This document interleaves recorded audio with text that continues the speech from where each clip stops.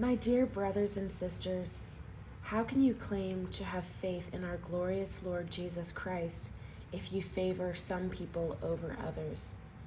For example, suppose someone comes into your meeting dressed in fancy clothes and expensive jewelry, and another comes in who is poor and dressed in dirty clothes.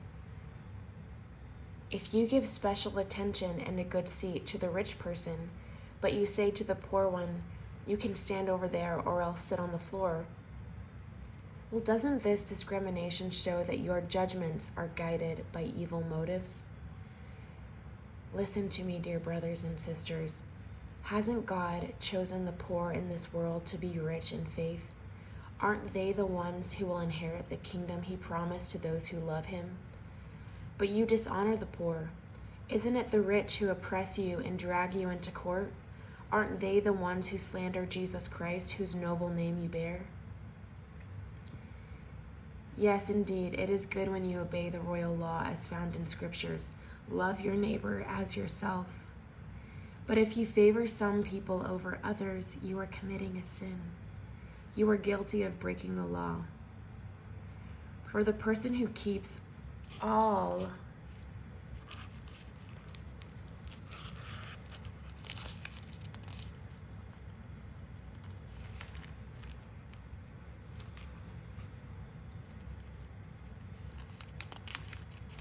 Sorry, I'm struggling here a little bit.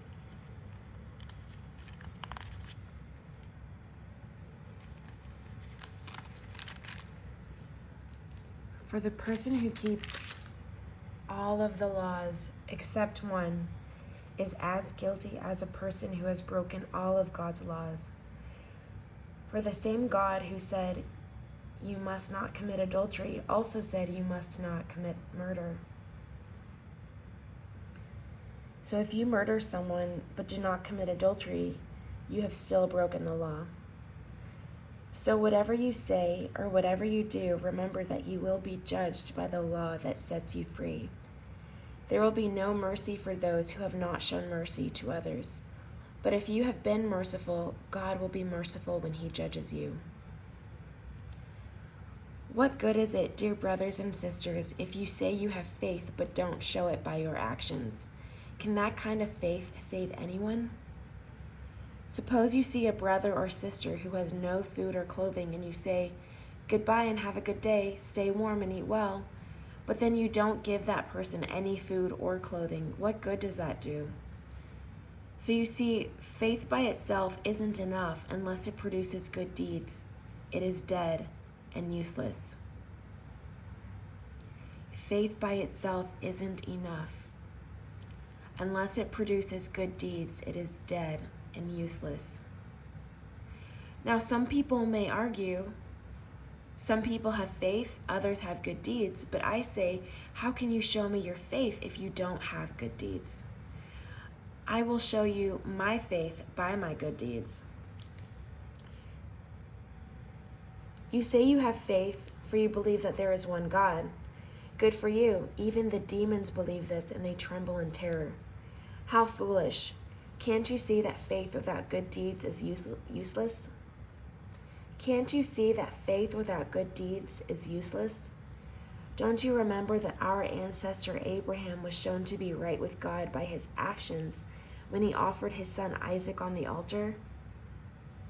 You see, his faith and his actions worked together. His actions made his faith complete.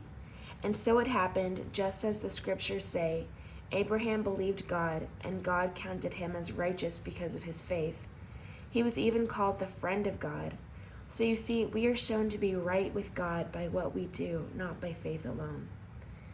Rahab the prostitute is another example.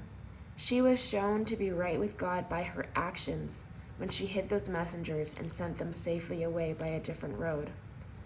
Just as a body is dead without breath, so also faith is dead without good works.